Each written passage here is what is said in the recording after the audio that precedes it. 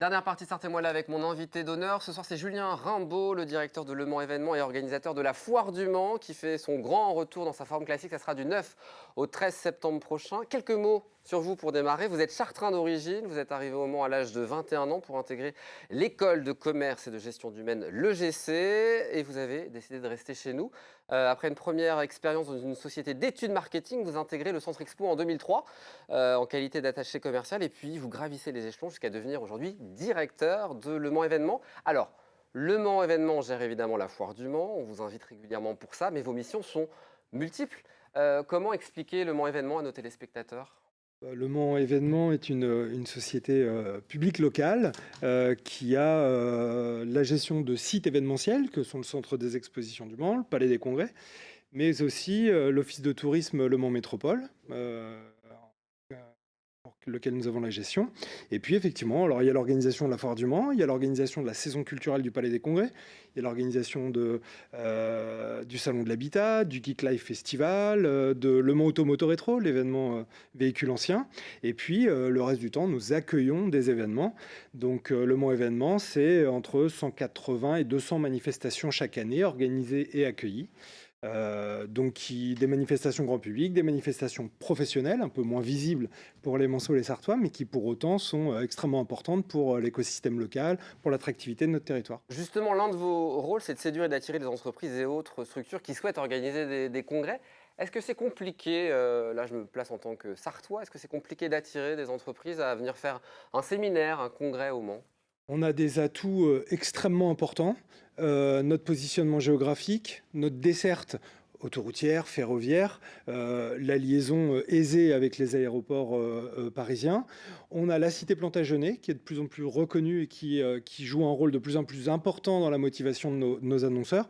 Donc je serais tenté de dire que non, c'est pas compliqué. On n'a pas les avantages en termes d'image et de communication que peut l'avoir une capitale régionale comme peut l'être Nantes. Mais on a des atouts structurels extrêmement importants. Et puis j'en oublie un qui est extrêmement important, mais c'est les 24 heures du Mans qui résonnent partout en France, voire Ça même dans donne le une monde. image. Oui, complètement. Et puis c'est très attractif. Les annonceurs sont assez excités à l'idée de venir dans la ville des 24 heures. Donc pour nous, tout ça sont des ingrédients extrêmement importants qui sont faciles à porter pour aller convaincre les entreprises. Et puis vous développez des principes, notamment l'éco-business class, et tout clé en main pour réduire le coût, c'est un peu ça l'idée? Oui, on essaie de se dissocier de Paris. Alors j'allais dire un peu immodestement, qui est notre principal concurrent. C'est faux. Nos concurrents sont quand même déjà les autres villes de la région, que sont Angers, Tours, et puis des villes plus éloignées, mais qui sont en lien avec le TGV, comme Orléans ou Reims.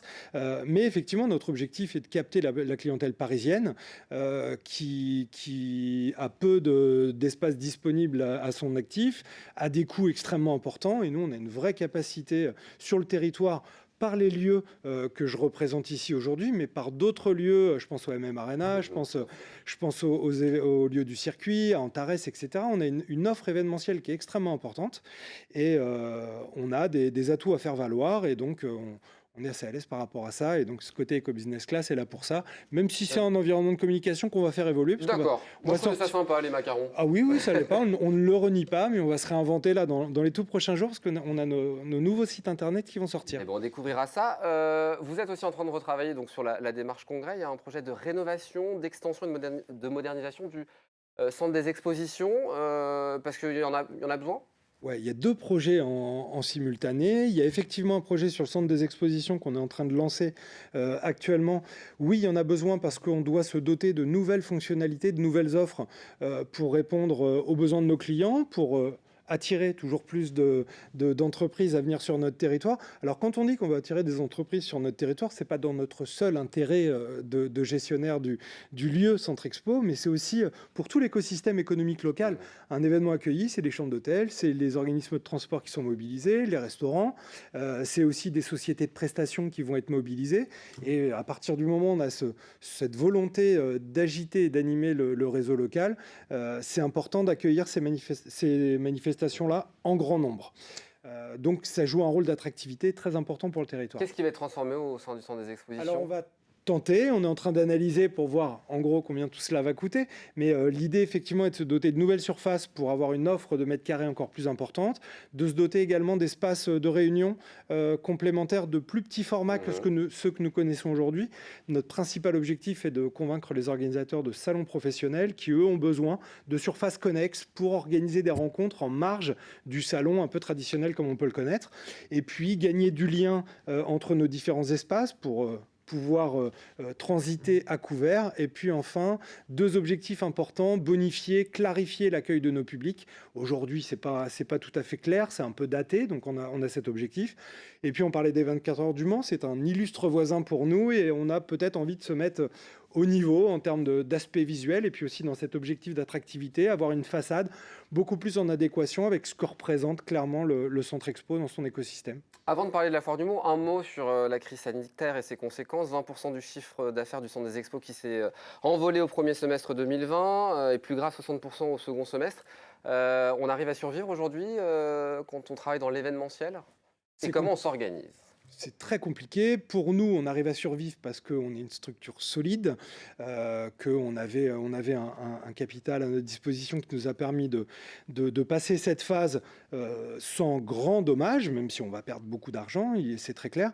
En revanche, il y a beaucoup d'opérateurs qui n'ont pas notre chance et notre résistance. Et effectivement, on est sur un marché très compliqué. La situation n'est pas complètement clarifiée, elle l'est de plus en plus, mais elle ne l'est pas complètement. Et effectivement, la phase de rentrée va être un révélateur important et un accélérateur important, nous l'espérons. Justement, la foire, la semaine prochaine, du 9 au 13 septembre, il a fallu s'adapter à la situation. Oui, alors il y a eu beaucoup d'atermoiements, bien malgré nous, hein, et jusqu'à encore très récemment, on apprend, on a des nouvelles, on a de nouvelles conditions, on a des mauvaises nouvelles, des exposants qui n'existent plus, on a une concurrence nationale qui est extrêmement forte sur la période, puisque toutes les manifestations qui n'ont pas pu avoir lieu sur le premier semestre ont eu la bonne idée de venir en même temps que nous sur septembre, donc ça complexifie un petit peu notre tâche sur la commercialisation des espaces, mais on est ravis de pouvoir garantir aujourd'hui la tenue de la manifestation dans de très bonnes conditions. Alors une foire à la base agricole évidemment, ça c'est l'ADN de cette foire, mais aussi commerciale. Si on cherche différents, je sais pas, prestataires, fournisseurs, on peut en trouver évidemment au sein de la foire.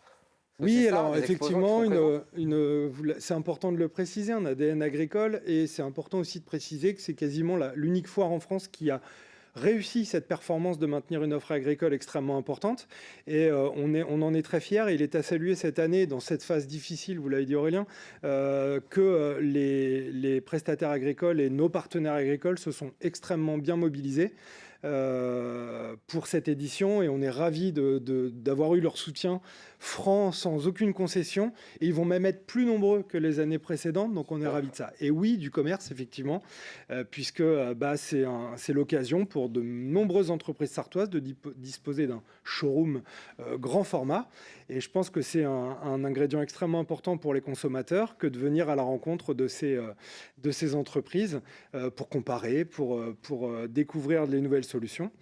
Et voilà. Et puis c'est un événement, on le voit à l'image depuis tout à l'heure, festif, il y a plein d'animations, d'expositions. L'exposition phare cette année, pour thème tous en piste, ça sera autour de l'art du cirque.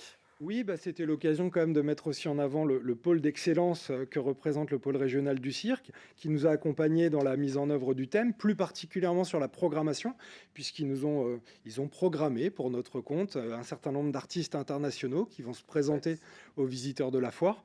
Donc ça, c'est un volet très intéressant. Ils nous ont accompagnés aussi pour monter des ateliers, parce qu'on veut que ce thème soit très vivant pour les visiteurs, qu'il y ait du participatif.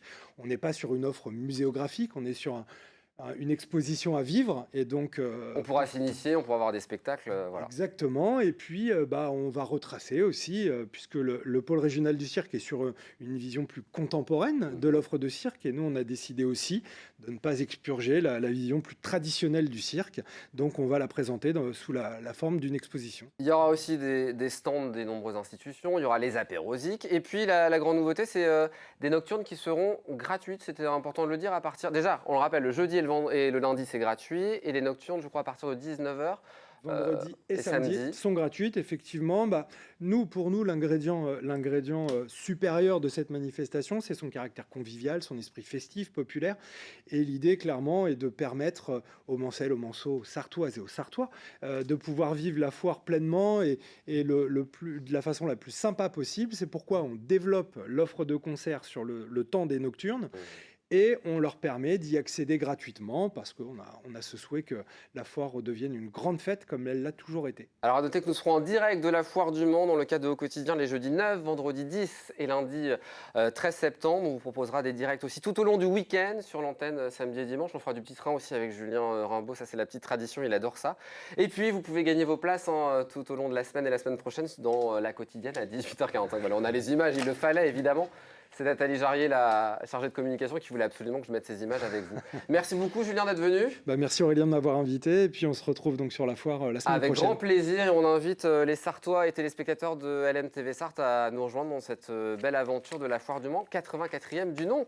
Oui, on a besoin de vous retrouver, on a besoin de se retrouver. On est tous un peu perdus dans cette période. Ça va nous faire du bien. Et on espère qu'on se retrouvera tous sur cette belle manifestation. C'est bon signe en tout cas de retrouver la forme classique de la Foire du Mans. Merci beaucoup, très bonne soirée. À bientôt sur le plateau de LMTV Sarthe. Très bonne soirée à vous. Dans un instant, la suite des programmes de la culture. Moi, je vous donne rendez-vous demain, 18h30 pour une nouvelle quotidienne. Et puis mardi prochain, 19h en direct pour Sarthe et moi de là, l'émission qui vous rend fiers d'être sartois. Ciao.